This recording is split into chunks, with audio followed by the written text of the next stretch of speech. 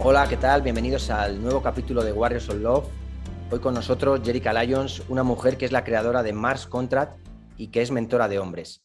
Algo bastante novedoso y que tiene que ver mucho con la vida que Geraecka pasó, donde durante muchos años estuvo trabajando en la construcción con hombres, porque ella realmente dentro de sí y también en la sociedad sentía que la única energía vista, valorada y reconocida era la energía masculina. Geraecka también nos hablará del nice guy o el síndrome del chico bueno y sentimos que muchísimos hombres se van a ver reflejados aquí. Y también nos habla del problema que muchas mujeres tienen hoy en día al estar excesivamente masculinizadas. En estos tiempos, según nuestra acompañante en esta conversación, hay que volver a reequilibrarse y acceder al verdadero poder de lo femenino y masculino, en hombres y en mujeres. Por último, Geraecka nos habla de las relaciones poliamorosas y de la dificultad de llevarlas a buen puerto si ambos miembros de la pareja no están suficientemente evolucionados. Sentimos que ya seas hombre o mujer, esta conversación va a sintonizar contigo y esperamos que lo disfrutes mucho.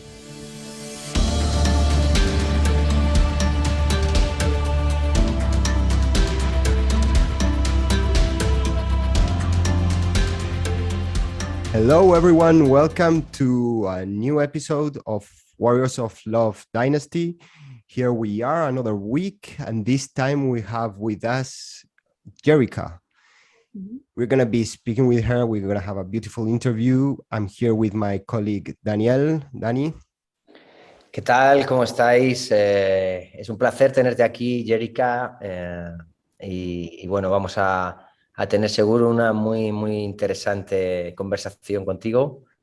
Bienvenida a nuestra comunidad. Muchísimas gracias, Dani. Oh, muy bien. So I'm going to respond in English because my Spanish is hilarious. So thank you so much. It's an honor to be here with you today. And greetings from Florida to everyone watching. Amazing. So thank you for being here with us, Geraecka. What's very interesting on your profile is that it's something that we don't usually see, at least here in Spain. It's that you're a woman focused on men's work. And we find that totally fascinating because you can bring a totally new perspective to men's work. And that's what we want to focus on today. So if we had to define, or you had to define your work, your purpose, or your mission right now in your work and in your project, in the Mars contract, that is your brand, how would you define it? Well, for me, it's pretty simple. The goal is, through empowerment and liberation, really healing the social contract of masculinity on the planet. It's, we've been on a journey of looking at masculinity over the past few generations. We had the feminist movement come up out of necessity, right? We needed some changes. We needed to feel safer around men. We needed to feel like we, as women, had autonomy and freedom and equality.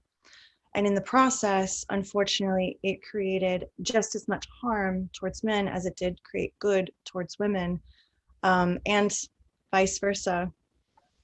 And so the way I look at it is, when the pendulum of life, it can really swing into one direction and then it comes back to the other direction.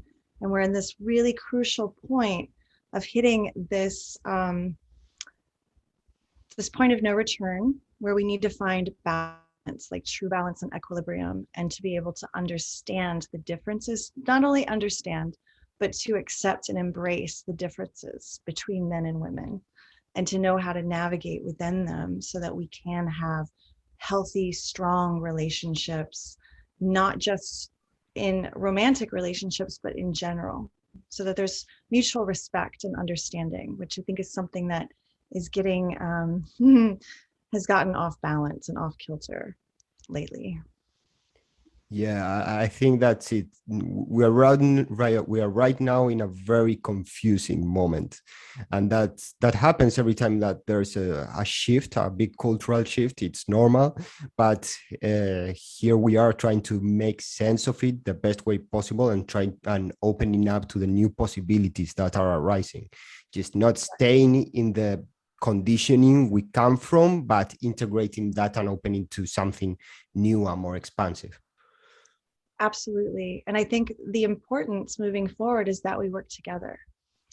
You know, there's certain work that men really need to do with men and women really need to do with women, but that crucial transformation point, I think, is going to come when we come together and we share our mutual gifts, and I get to help them with my feminine and masculine energy, and to really honor both their masculine and feminine energy in the process.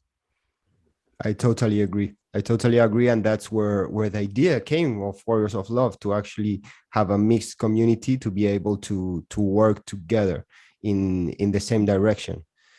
So, Danny, I think you want to ask a question. Sí, claro. Es muy interesante, primero, que Geraecka sea una mujer trabajando para los hombres, ¿no? Para que los hombres vuelvan a poder conectar con su verdadera esencia, y la verdad que es algo muy poco usual aquí en España. Entonces es una maravilla poderte tener aquí. Yo quería preguntarte, Geraecka, por cuál es que nos cuentes un poco de lo que te trae hasta aquí, de cuál es esa experiencia de vida que le ha hecho llegar a este punto, a crear de Mars Contract, y bueno, porque siempre nos encanta conocer más a nuestros invitados y cuál ha sido su experiencia de vida. Entonces, que nos pueda hacer un pequeño resumen de esa experiencia me encantaría. Yes, Okay. Danny, I think you got it, but I'm just gonna go around it, just saying that it would be amazing if you could share with us what was your life journey? What took you to work with men, to decide to start working with men and follow this path and start the Mars Contract? It's a long story, so I'm going to see how concisely I can tell it. When I was growing up, I had a lot of strong masculine energy. I really thought I was supposed to be a boy. You know, my best friends were boys. We would get dirty, we would fight, we would climb trees. All of that really, really resonated with me. I was very much attracted to that. And I was also attracted to my feminine energy and playing with dolls. I had tons of Barbies. But what was interesting is my masculine energy and behavior was rewarded, right? I was rewarded for leadership, for confidence, for courage, for being tough, for, not feeling too much, right? For being very out of the way, can handle life. My feminine energy wasn't rewarded so much. It was often ignored, and it was also overly sexualized. And this is a phenomenon that we're seeing more and more. So it was easy. And then plus with family dynamics, with really respecting and loving my father and being very afraid of my mother, that created another disconnect between my masculine and feminine energy. And take in mind, this is during the late 70s, 80s. Nobody was talking about this. This wasn't the conversation. So as I was growing up, I naturally fed my masculine energy because I was getting good feedback from that. I was being rewarded. It felt safer. I grew up without any protection, without really having anyone to provide for me. I was on my own at a very young age. And so I naturally leaned into my masculine energy to keep myself safe, to provide for myself. And so as I grew up, I had a deeper and deeper feminine wound, basically, where I didn't trust my feminine energy. I didn't know how to utilize it appropriately. When I did, it usually was a bit toxic, and it was laden with some type of sexual manipulation, because that's what I was observing and learning. And so I leaned heavy into my masculine energy. And as I grew up, I was on my own since I was a pretty young teenager, and I gravitated towards the construction industry. So I had a 22-year career in construction, and usually I was the only woman on the job site, right? So I have a background as a master carpenter and a remodeler. And I ran my own business for 15 years doing residential remodeling. And so while I was in construction all day long as the only woman on the job site, usually I would be talking to the men all day. And of course, most of them became really dear, close friends and coworkers of mine. We had a very deep rapport established, a lot of trust. And so of course, all day long, we would talk, and we would talk about relationship dynamics, understanding women, all sorts of different sex questions, like anything and everything. They'd want to pick my mind as a woman, and we'd have very deep, compassionate conversations. And I started to have more and more compassion for what men were going through and how little help and support and community they really had, that helped them become strong, healthy men, right? As women, we have natural biological rites of passage. We have our menarche, which is the onset of our menstruation, right? Mhm. And we also have childbirth. Significant rites of passage where you have to, like, there's no turning back. You have to face the fact that this is womanhood. This is a big element of womanhood. And it does take a certain amount of courage and determination, right? And acceptance. And traditionally, men would have this rite of passage as well. It was either marked by a significant hunt that would take place when the boys were at age, or going off to war. And we don't really have this as a culture anymore. Our men, our boys are lacking a rite of passage into manhood. And I've also seen we're going on 3 to 4 generations of boys being raised predominantly by women with no strong male role model in their home. And it is creating a deep wound, and it's a deep cultural emasculation that's happening. And so I recognize, I thought I was going to be working with women, especially mothers, because I'm a single mom. And I realized, looking at my life and looking at how frustrating it has been for me, like, I love men, I have wonderful men in my life, I always have, but I never really had someone who provided for me or protected me in the way that I always wanted. And that was in and out of relationship, family dynamics. There was always something a little broken, a little missing. And so I had to really go deep within and take responsibility and acknowledge and really identify my role in that. And then I started realizing that this is also a cultural phenomenon where men need more help in this. They need that connection back into their core primal masculinity, and to know that it's safe to be there, and how to really hold that space, and also how important it is for women and children in their lives to be able to witness that power, that masculine power and ability to lead and to provide and to protect. So it became a natural progression of, okay, this is what I want more in my life and in the world. So this is what I'm going to dedicate myself to doing. And I love it. I absolutely love it. And that's fascinating, for the fact that you decided, to continue your work with men and helping men, and not continue the path through helping also transition women, because you also had your process of going from a very masculine driven career to integrating and following the path of coming back to your femininity, right? Absolutely. I think there's a lot of help and support for women already. I think there's so many people already doing that work, and I applaud them.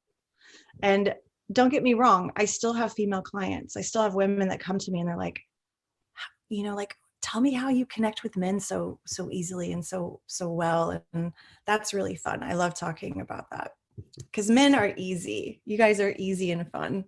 I mean, I find it easier working with men personally, because I can be as brutally honest as I want. And the men I work with are really eager. They're really eager to experience this type of liberation that they get from really owning their power. And they're just thrilled to be able to ask anything and everything about women and sexuality. So they're really excited and eager to learn. So that's really fun. Yeah. Yeah.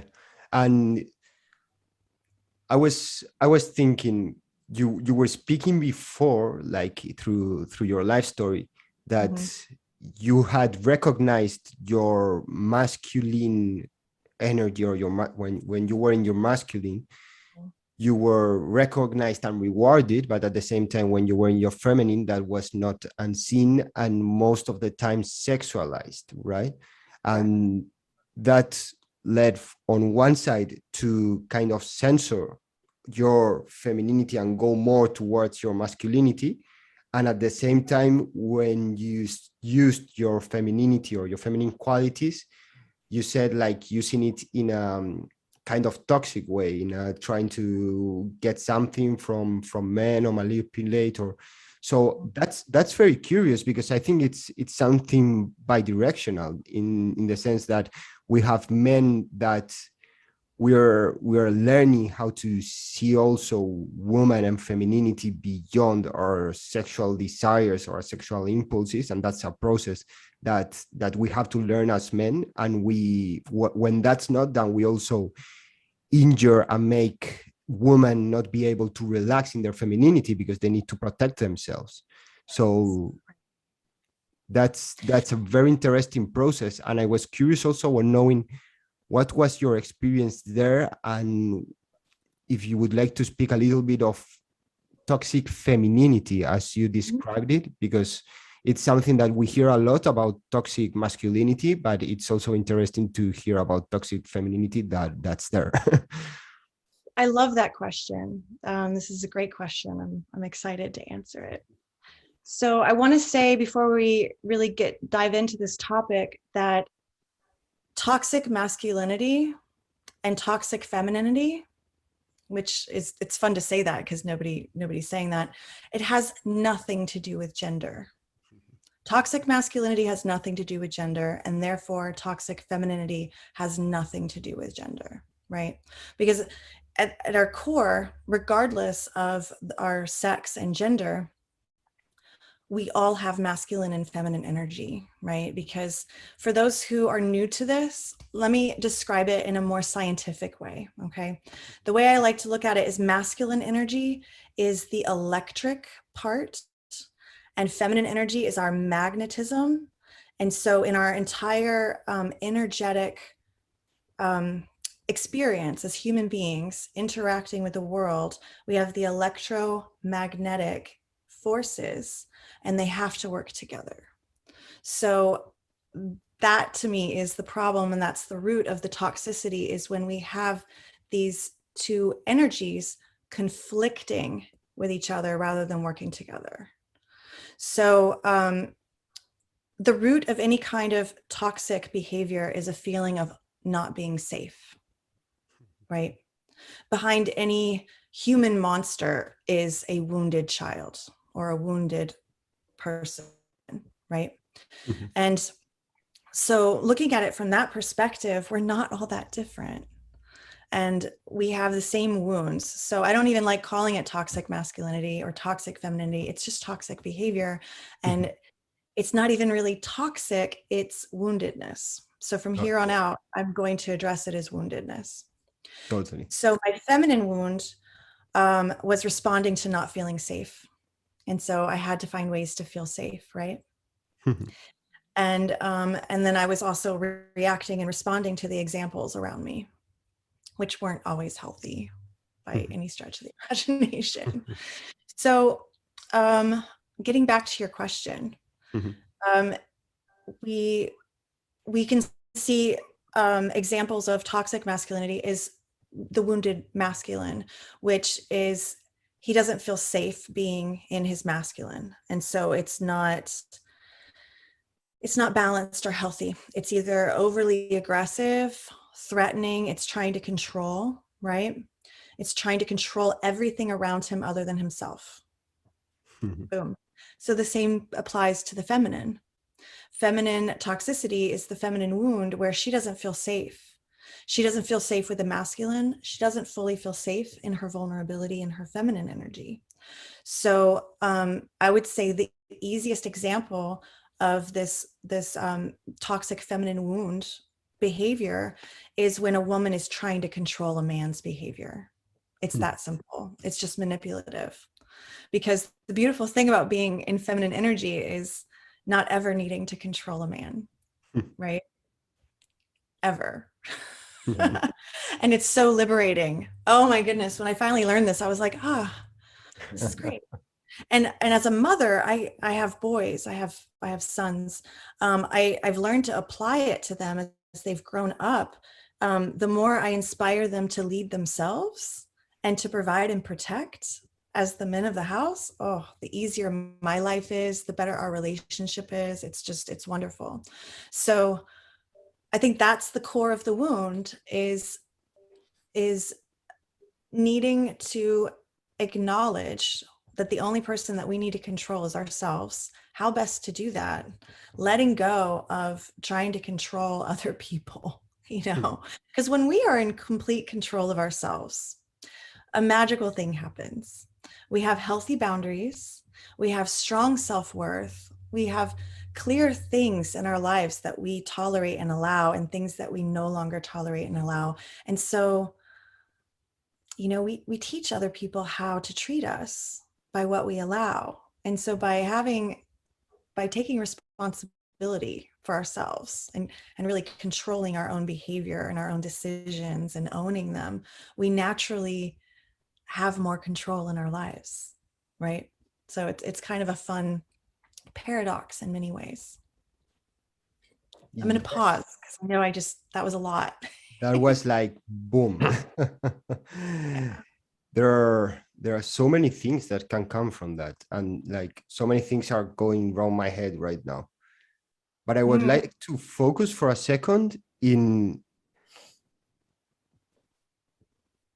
feminine power, because we know the expression of masculine power. We know it very well, and how the toxic expression, I'm totally agree with you with the fact that I don't like talking about toxic masculinity, and not equating toxicity with masculinity. That's the problem. Like a lot of people even think that masculinity is just toxic, the whole masculinity. No, there's just masculinity, and there are toxic behaviors, and there are masculine behaviors, and there can be toxic expressions of masculine behaviors in both men and women.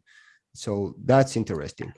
So we know about masculine power, men's power, and we know about the unhealthy expressions of men's power and masculine power. But how about feminine power? Because that's not really talked about, and we as men, we are really know, if we stop and really see how our life moves, how much power, feminine energy, and how much influence it has in our lives. Like women are so important in our lives, incredibly important. You could even say that nearly everything we do in life, we can conquer empires just to conquer our woman. That's how history has been. So what do you think about feminine power? Oof. Well, it's such a deep, sacred, primordial, natural power, right? It's the power of creation. But it's also that power of inner quiet stillness, right? So if we look at masculine power as like a vector, it's like an arrow. It has direction and force, right? It's very outward oriented. Well, the feminine is inward, right? The baby grows inside. It's almost like a secret. It's that quiet stillness. So feminine energy is that deep, sacred mystery of creation. Feminine power is about intuition. It's about emotions. It's about really tapping in and tuning into that which isn't outward expressed, but what is inward. What is quiet, what is still, what is receptive. It's I like to look at it as feminine power is really, it's that magic. It's the magic that fuels the motion.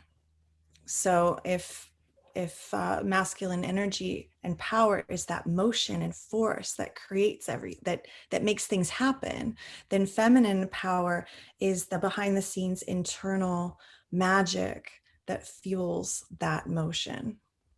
And there's so much more that we could say about it, but I feel like that kind of solidifies my view and understanding of it. Mhm. The way I always think about it, like more or less, it's I always see like in a picture or a drawing or a piece of art or something, like the masculine will give shape and structure to the shape to the picture or the drawing or the piece of art, and then the feminine will just give all the color to the to everything Yeah, that's I being like shaped. that. Color and light. Feminine energy is also very chaotic. I think it's important to understand this because as a woman, I would say that is my least favorite thing about being a woman is the chaotic instability that comes with being a woman. And just speaking on a biological standpoint, hormonally speaking, it's chaotic. there's not much stability. And so that has been one thing I've had to really, really accept and heal and learn to work with myself as a woman. Because in this day and age, we're raised to basically look at the world as men and to operate in the world as men.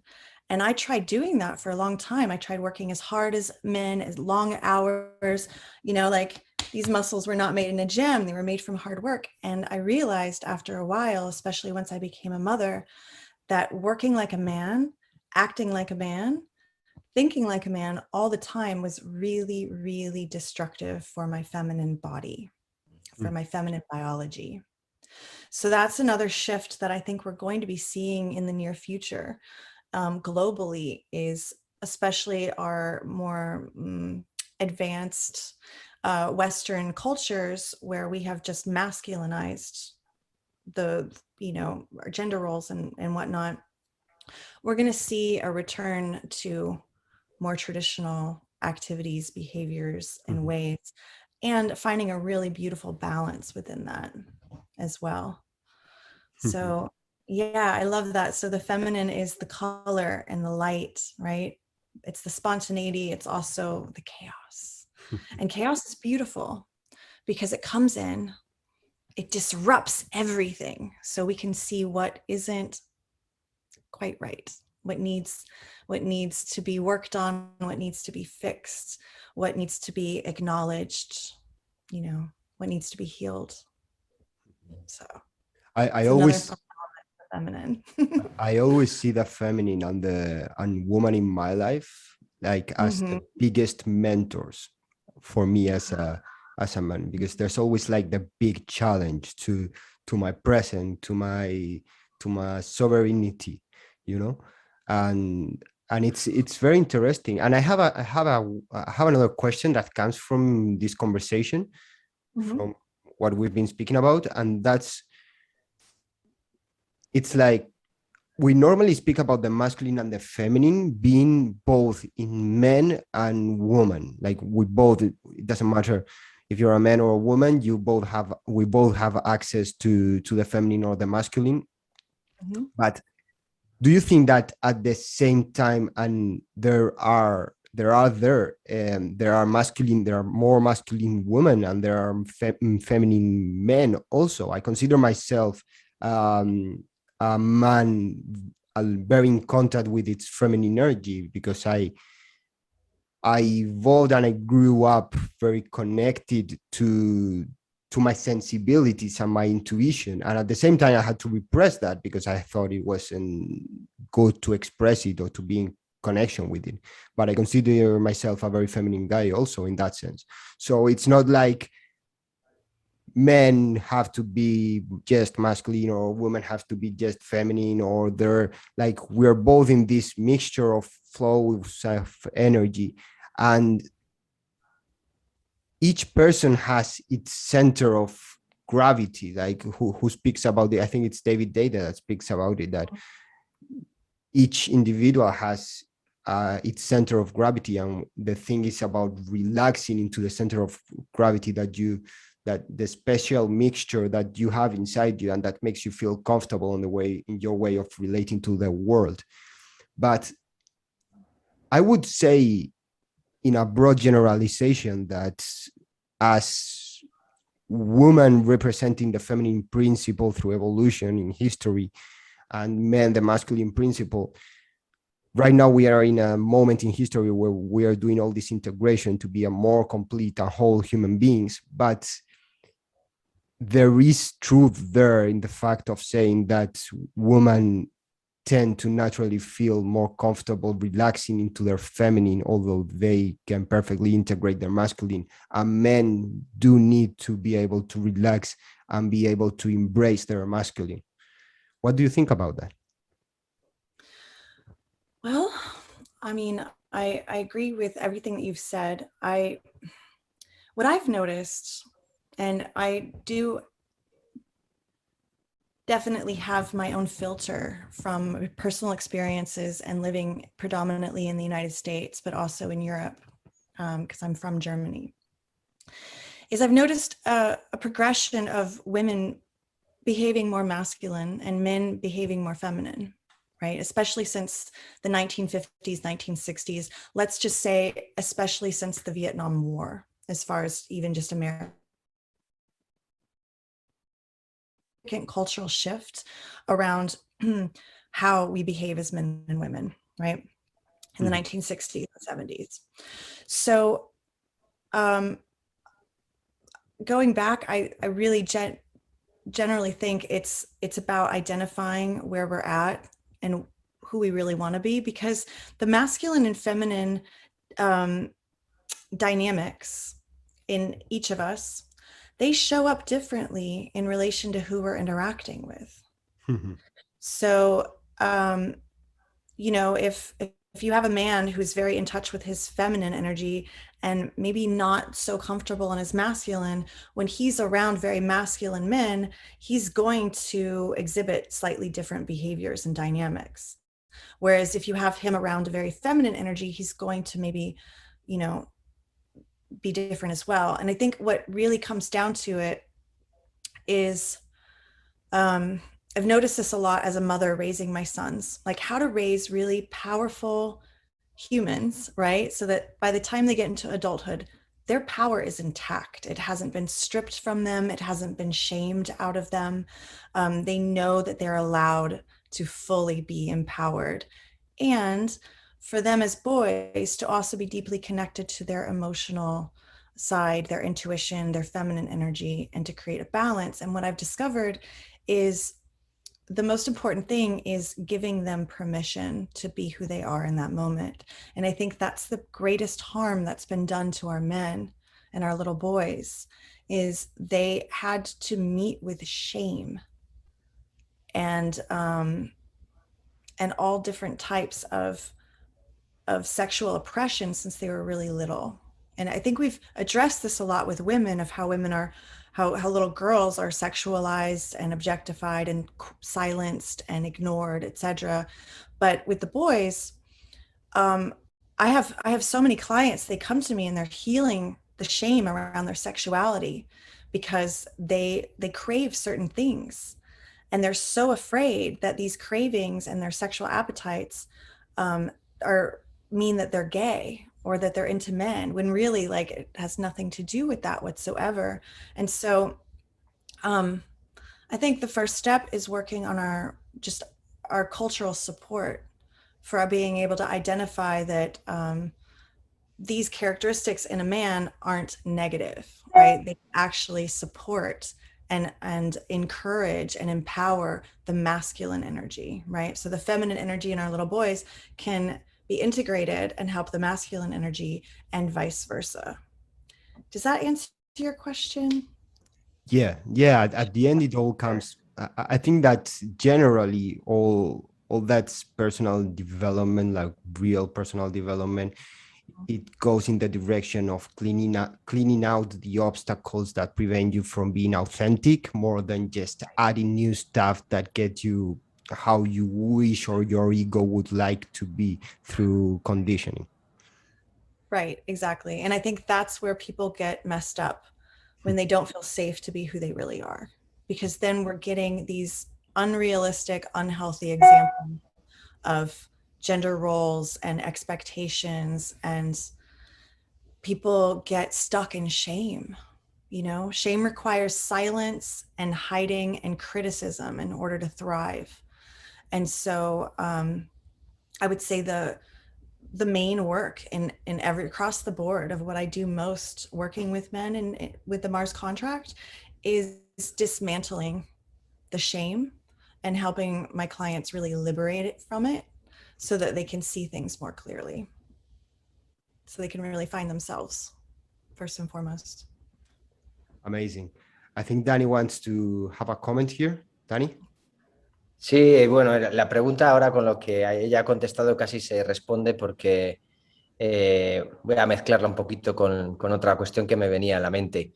Entiendo que una de lo que comentas, Geraecka, es que la liberación de la vergüenza es fundamental en el hombre, porque yo también creo mucho eso, que en cierto modo esta sociedad parece que los comportamientos naturales masculinos han sido juzgados como feos, como sucios, como peligrosos, y ahí hay mucho trabajo por hacer.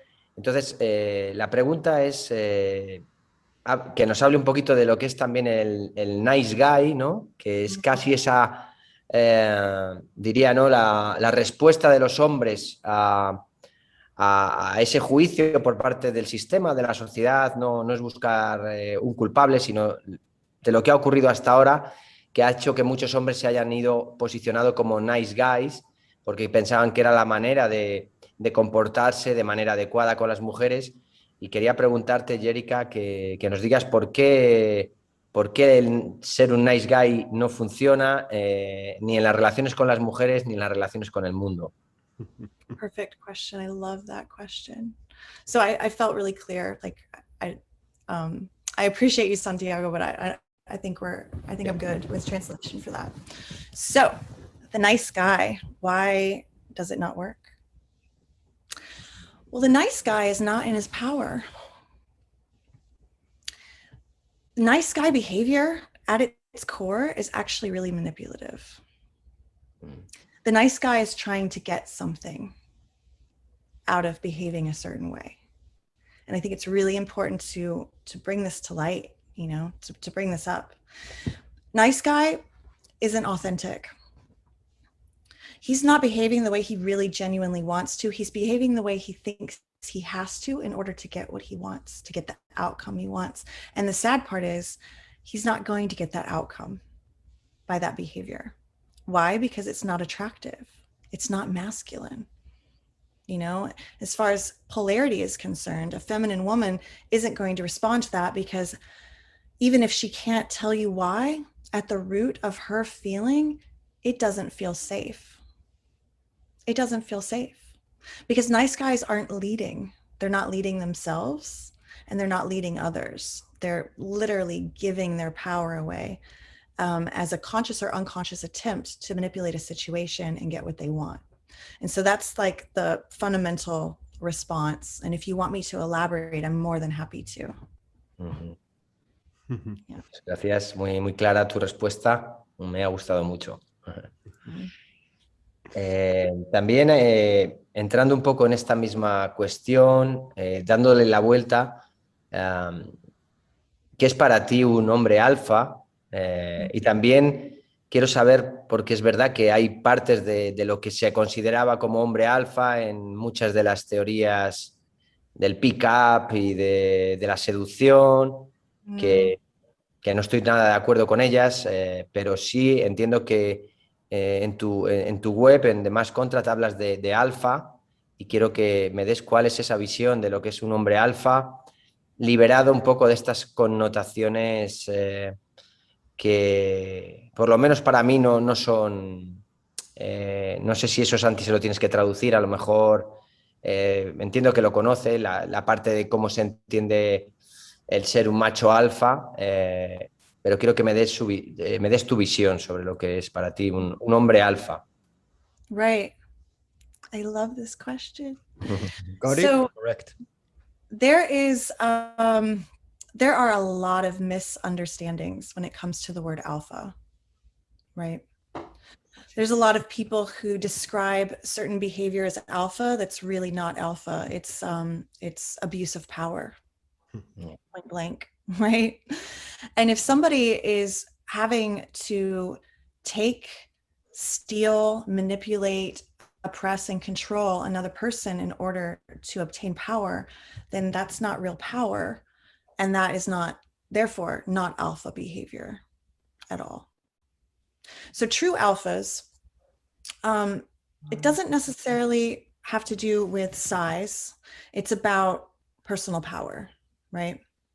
So if you have this macho behavior that you'll see often, like in a club or wherever, where they're really just trying to control everyone around them except for themselves, that's not alpha at all. That's weird, inauthentic insecurity, really. That's all that is. So it doesn't matter how big and strong they are. Strength is really defined by being able to hold our personal power, because otherwise that strength can easily be used against them, easily.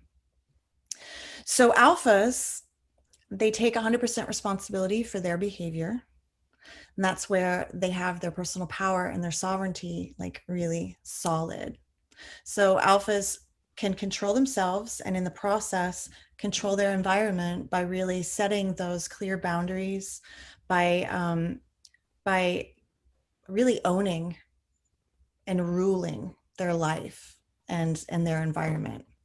And to me, that's what distinguishes an alpha, you know, because when you think about it, when you envision, so this idea of a king, right? A really wonderful king, an effective king, a powerful king.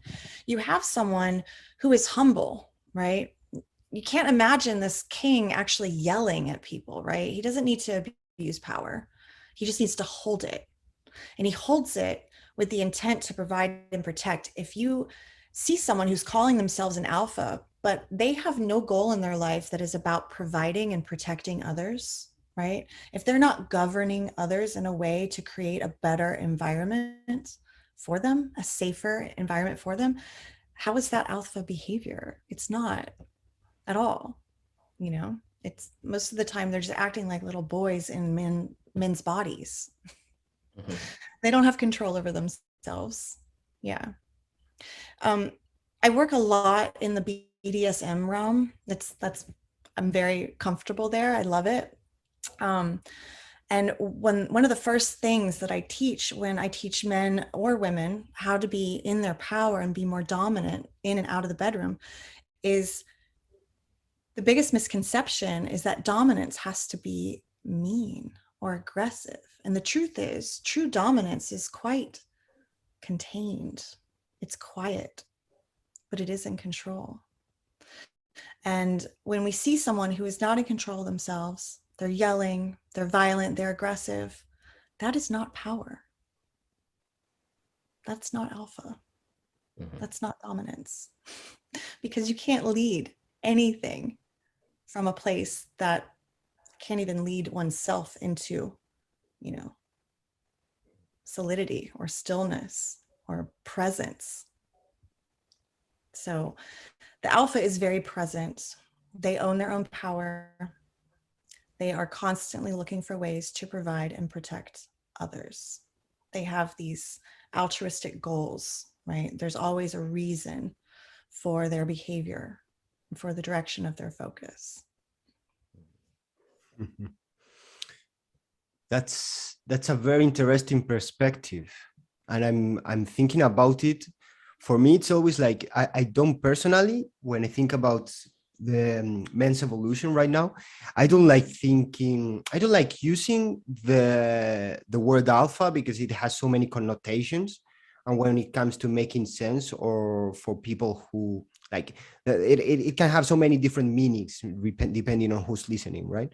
I like speaking about being an integrated man and being also a competent man. because in that sense, if you're authentic and you're integrated and you're owning your energies and you're being competent on those areas that it's important for you, you're probably going to be in some sense alpha, in the sense that you're going to be leading. Sometimes you're going to be leading depending where you are. Sometimes you're not going to be leading, but you're always going to be leading yourself, and you're going to be in self-control, and you're going to be authentic and in a path of growth and evolution. When it comes to alpha, it's curious, because if you speak about the typical dominant alpha figure we imagine when we think about alpha, like the Fast and the Furious, Tom Toretto, like super beast, super strong, that he can just manage every action scene, and like there can be 1,000 guys with machine guns, but he will just get them all knocked out. So we have that in our minds. We can speak about that because of something, and it's because in some way in our unconscious that makes sense. We can reference that to something, and it's that in a moment of evolution through history, that was important. So that really played a role. It was power. It was rough power that mattered in men, and Right. That was like that. But it still matters. It still matters. Yeah, that's why we're in a moment right now where we can't neglect that, because it's a fact that we've evolved through that, but we can't also stay just there, because that type of masculinity, or that type of being a man or showing up in the world, it just won't work here nowadays. It would just take you to probably prison if it stays there. I hear what you're saying. I do, and it makes sense. And I want to disagree just a little bit. Yeah. Just play with this concept. Please. So the problem isn't the ability to take charge and to take care of business and do the necessary, right? Because sometimes life does really require that, right? And alphas need to make those tough decisions. The difference is how it's done. The difference is whether or not a power is abused in the process, or people are empowered. That's the difference, because we really do need this strong leadership. We need this type of masculine energy to rise up and lead with integrity. And it takes a great deal of courage and competency in order to lead in that way. We need our knights, we need our kings. We need them to be able to be really masculine when that time comes and needed. Now, abuse of power and violence for violence sake, that's the problem. That's the problem. But if someone is rising up and taking care of something in order to protect other people, that's not the problem. That's a solution. You see what I'm saying? Yeah, so, I totally agree with that. Masculine aggression isn't the issue. It's how it's directed and how it's utilized. If it's taking power from others and abusing power instead of empowering, then it's a problem. Yeah. Otherwise, it's a solution. Totally. I totally see that. And I have a question, because this is also something I've seen a lot when it comes to men's development, and when it comes to all this culture of, I can especially see it in the pickup culture, as the message that's there referred to is like, do you want to get a woman, you have to be an alpha. And then there are all these traits that they're trying to bring and define, and then people like men just trying to fake all these traits and try to put them in themselves, and it just feels like so weird. Like if you meet a pickup guy, like I've gone through that. I've totally been that, and I've tried to put on, some of the pickup traits in me, and it just feels like, okay, like first, this is not me, and second, it's just fucking it up, and third, this is like, how the hell can this just even help or work in whatever way? So yeah, when it comes to speaking about alpha in that sense, I do see a little bit of a problem when it comes to men trying to be or fitting in those traits instead of just connecting with themselves and evolving naturally in that direction. Well, that's a perfect example of the misconception around the word alpha, because that's not alpha behavior. That's weird. I mean, it's not that unsimilar to nice guy behavior, right? Yeah. Because it's the same thing as far as, okay, I'm going to act this way, which is still inauthentic in order to get this outcome. So it's manipulative. So it's either way, it's not alpha, it's fake. They're just taking a different approach. One approach is acting like a doormat to get approval. And the other approach is to just take what you want, right? Which, you know, doesn't always work. The problem is it does work with some situations, right? If you're dealing with someone who's not in their power, you're dealing with anybody who's got daddy issues and unhealed wounds, right? If you got anybody who's just really insecure and wants someone to take charge, and they feel that excitement of polarity, right? Of like, oh, this guy can take charge. Oh, I can feel safe with this guy, right? But for anything long-term, it's not going to happen. But that's the problem. That's why we even still have this concept of fuckboys. It's because it works. It works because it's allowed to happen, right? So I don't have to deal with that anymore because I don't allow it. But there's still a lot of women out there that allow it because they don't know better. They think that that's going to get them what they want. And that's why men are behaving this way, because they think it's going to get them what they want. But the truth is, they've never really deeply asked themselves what they really want. They're usually just reacting to their own sense gratification, right? To their own basic primal needs, right? They're not looking at like, oh, I'm going to take care of this woman. I'm going to connect with this woman. No, they're like, I want to have sex with this woman. So alphas are very much long game plan strategizers, right? A true alpha prioritizes their goals and their time. They prioritize everything in their life, right? So if they have an agenda, it's going to be clearly laid out. It's not just like, oh, I'm reacting to my sexual needs right now.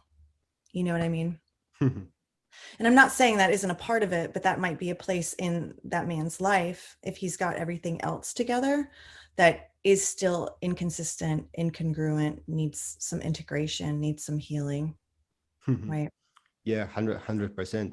And I think it's important to say here for all our listeners also that human evolution and maturity, it's so complex. Like we have so many different areas of that. We can be we can feel like the most secure and the most confident in one aspect of ourselves when we show up in one area, or when we are doing just our work, or we are doing like whatever comes to us naturally, and then be totally incompetent and feel super vulnerable in somewhere where it's just something new to us and we've never tried. And so human evolution, it's very complex, but still there is like this, at the end, it's this attitude of being able to open to that experience and having self-control and being open to learn and grow and expand through uncertainty,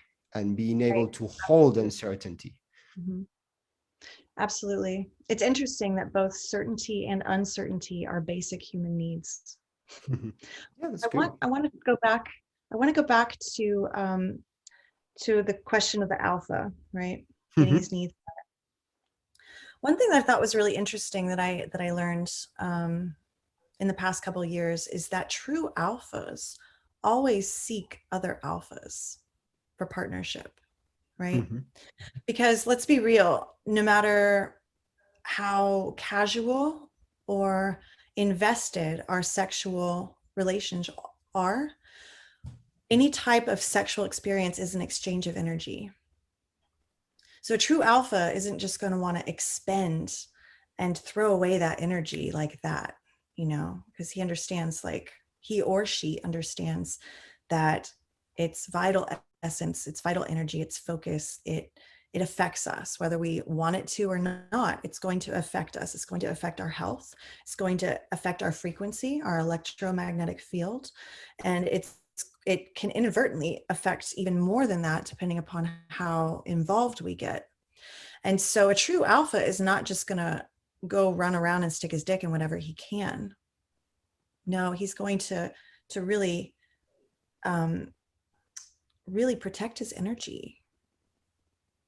You know, as far as other things as well, you know, his reputation, the way that he handles himself, he's going to take it seriously.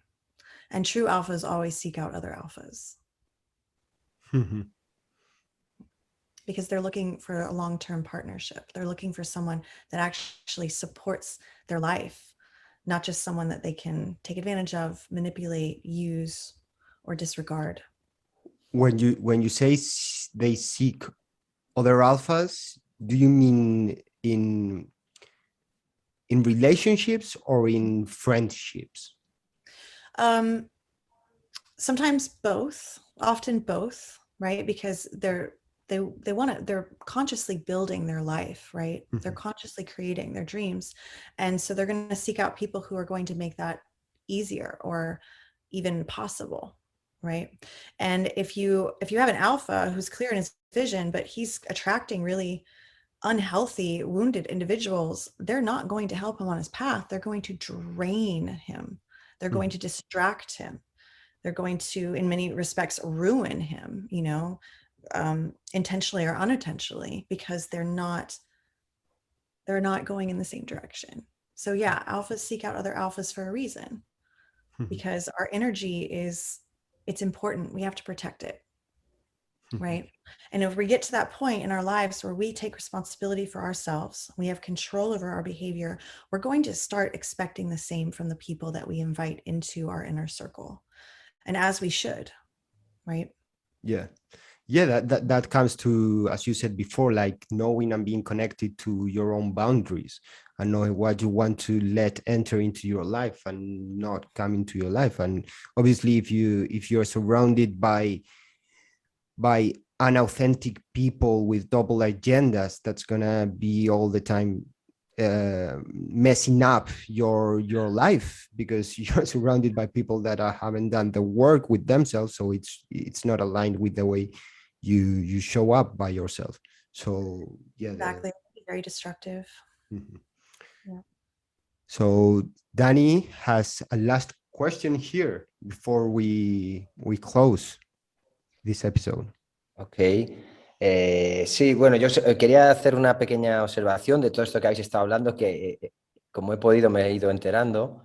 Y sí, yo creo que al final es muy similar al concepto, o sea, lo que hemos estado hablando, que empezó con ello Geraecka y después entró en el concepto alfa, pero yo lo entiendo como de king, de rey. Para mí ese es porque como tú comentabas, Santi, cuando entramos en el tema de pick-up, te hablan de lo que es ser alfa, es totalmente falso ese comportamiento, pero sí que creo que el rey es un arquetipo que está en el inconsciente colectivo eterno del ser humano, y cuando tú piensas en un rey o en una reina, ¿no? En este caso estamos hablando del comportamiento de un hombre, que lo hemos visto en películas, que lo hemos visto en otros sitios.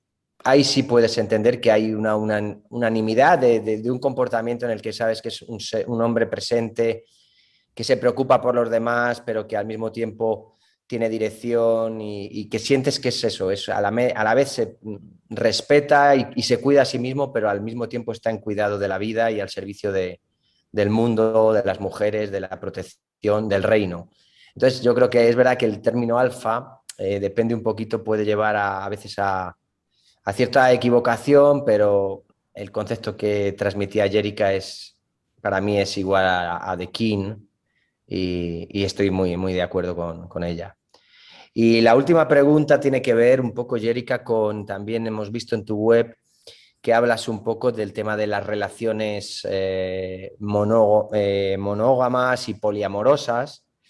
Y quería saber cuál es para ti esa ética, la ética necesaria, el comportamiento ético necesario cuando hablamos de relaciones poliamorosas, porque también aquí hay mucho tema que tratar, pero bueno, para el podcast se tiene que acabar pronto ya, pero quería preguntarte eso, ¿cómo ves tú esa ética? ¿Qué es lo más importante? ¿Qué valores, qué reglas tiene que haber para que las personas que decidan tener relaciones poliamorosas puedan llevarse a, bueno, tener un recorrido sano, digamos, para ambas partes de esas relaciones? So this is a great topic. This is a topic that it could have its own podcast. Yeah, it's opening a new door to our It new really world. is. It's a big topic. So I'm going to try to just keep it very concise. I think what's really happening is we had a sexual revolution in the 60s and 70s, right?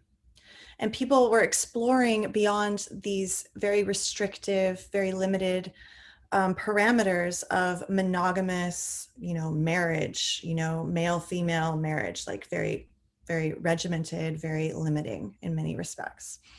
People wanted to explore, right? And so now we have a culture where, because of all these online dating apps, it's like swipe culture is one of the terms that I've heard a lot, which has created a mindset that we're kind of just jumping from one situationship into another, right? Instead of really knowing the basis of connection, communication. Situationship. Right? I love that one. Situationship, right? It's a real thing. And so I love talking about the difference between, traditional, what I call serial monogamy, which is what I see in the modern day culture, where people are just jumping from one pseudo committed relationship to another before they've even really gotten to know each other, right? Like, let's be real. When we enter a relationship, the first 6 months to a year, that's the honeymoon phase. That's where people are still wearing their masks. They're on their best behavior. We don't really know each other yet because we haven't been through some type of situation, some type of crisis, some type of challenge, something where we really know how we're going to respond, where we really know whether or not there is compatibility, right? It's all just chemistry. It's all just chemicals, which is no different than being intoxicated. Being intoxicated is not the best time to make decisions or create commitments. And yet this is what we do culturally nowadays in our dating scene, right? So of course it's not really working. So then a lot of people have found polyamory, or just, we'll call it polyamory, right? Or open relationships as a way to explore sexually, right, without the limitations. However, the tricky part, and this is where the ethics of it really come into play, is quite a few people have used this as an avenue to not be emotionally available, right? To not be really clear with their communication, to not be open to a deeper relationship. And this has been a place for a lot of people to hide who are commitment phobic. And so this is where the ethics are really important to address, because polyamory can work. Open relationships can absolutely work, but I've seen them predominantly only work and be healthy when when all parties involved are mature, right? So emotionally mature, physically mature, they know who they are, where there is clear, healthy communication, right? Everything's on the table. Everything is really, there are no secrets, there's no lies, there's no hiding, there's no betrayal. It's all very clear and mature communication. And I've seen it only work when emotional connection and emotional vulnerability is present. Because when it's not, then that's something different. That's not a relationship. That's just a hookup, right? And a lot of people, they fool themselves, right? They don't want to do the work. It's scary to be emotionally vulnerable. It's scary to look at all these patterns and wounds that we've been carrying with us from relationship to relationship throughout our lives. It takes responsibility. It takes work. It takes determination. It takes time. It takes a lot of courage. Not everybody has that. So at the root of ethically navigating these more what we consider alternative lifestyle choices or relationship options, the very root of it is it requires your own healing work, right? It requires integrity, taking responsibility. It requires honesty. So I think that these type of relationships are very possible. I don't see them functioning as well as I'd like to. I'm just going to be clear from personal experiences. I don't always see them work out very well, but I have seen some that are very successful and that seem very happy, even if it's just for, you know, a few years at a time. And it's because these elements are in place: the communication, the honesty, the clarity, the emotional intelligence, the emotional connection, and the vulnerability. Those have to be present in order for it to truly be a relationship that is ethical. And I mean, the way I look at it is our relationships are how we really get to know each other and connect and know ourselves, right? And grow. Really deep, intimate relationships are an amazing, transformative crucible, right? For growth, for healing.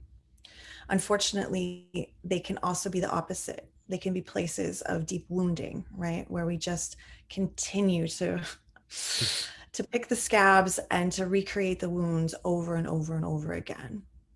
And the remedy for that is, you know, doing our work, healing our wounds, and having the courage to be vulnerable and to really dive in. And so that's one of the things I love about this work is we don't play in the shallow ends. We can't fake energy. So yeah, does that answer your question about the ethics? Because I seriously could talk about this for hours.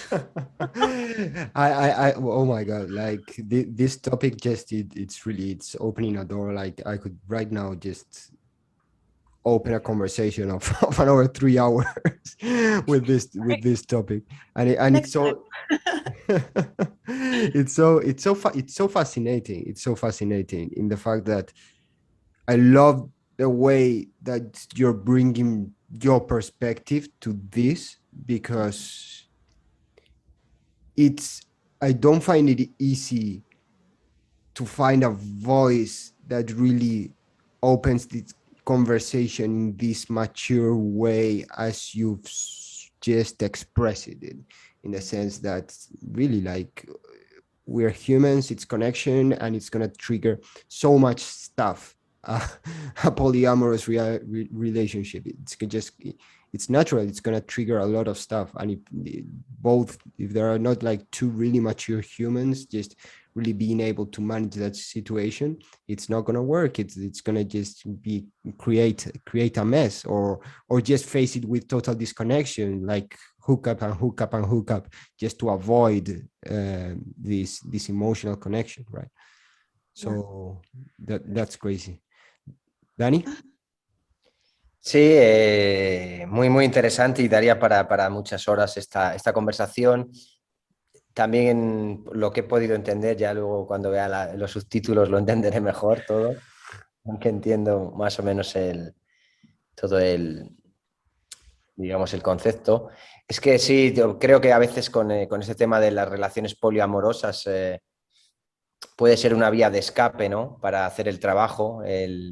Y realmente creo que solo no sé, no recuerdo dónde escuché esto hace mucho, pero era una persona bastante sabia, decía que para tener relaciones poliamorosas primero había que ser capaz de sostener una relación consciente e íntegra antes de intentar meterte en más relaciones. Y a veces siento que es una vía de escape para el verdadero trabajo de intimidad, de vulnerabilidad, de verdad con una única persona, en este caso tu pareja, y bueno, a partir de ahí, cuando con total libertad, si es el gusto de los dos, pueden explorar otras opciones como el poliamor, pero si no, creo que al final puede llegar a ser peligroso y contraproducente, porque es es como evadir el trabajo de profundizar con una persona y de abrirte realmente a alguien.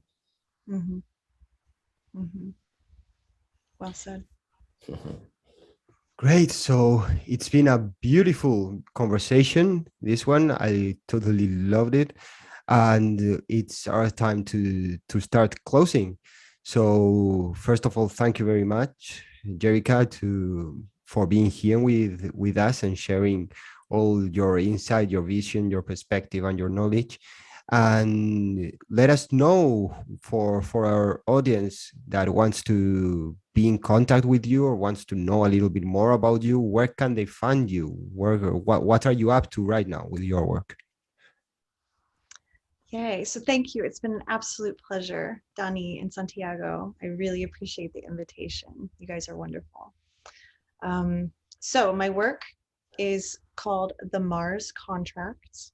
So that's found at themarscontract.com. And there are some social media links found on that website. I just started my social media, so it's still very small, but I'm going to get the ball rolling this summer because I have so much to share. I have so much I want to share, especially with videos and some upcoming online courses that are going to be available. So I would love to invite anyone and everyone to check out my website. And there's a quick and easy way to contact me if someone feels inspired and they're really ready to dive in and do this work and invest in themselves and take it seriously to really like launch their life into a place of power, then there's a way that they can schedule a free discovery call with me on my website. So I encourage them to do that because I love learning about new people and getting to play in that realm of power and liberation. Mm-hmm. Yes, so all the links will be, if you're listening right now through podcasting platforms, well, just let you know as always that all of our episodes are subtitled in our YouTube channel, and there in the description you can also you have all the links to Geraecka's work. We also have, for the moment, the website still at work in progress, but when we have it ready, we will also link to all of Geraecka's work so you can be in contact. So thank you very much. It's been a pleasure. Muchas gracias, Geraecka. Un placer también ahora en español el poder tenerte aquí. Eres una mujer muy, muy inspiradora y creo que bueno, estamos encantados de tenerte aquí como compañera en la comunidad y poder mostrar tu trabajo al mundo de habla hispana que necesita mucho de este tipo de mensajes, tanto los hombres como las mujeres, y nada más que darte las gracias por estar aquí. Thank you so much, Dani. Absolute pleasure. Wish you all a really lovely day.